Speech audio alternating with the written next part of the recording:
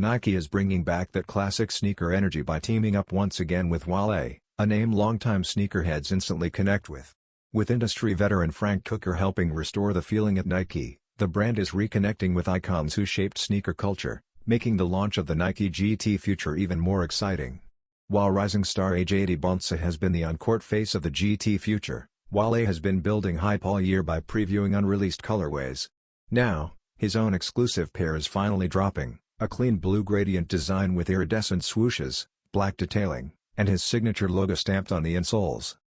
The GT Future's molded build gives subtle foam-positive vibes, a nod to Wale's early days debuting Nike's hottest foam releases in the DMV scene. Priced at $200, the Wale X Nike GT Future will release in-store only at select Foot Locker locations on December 13. Expect serious buzz from collectors and fans.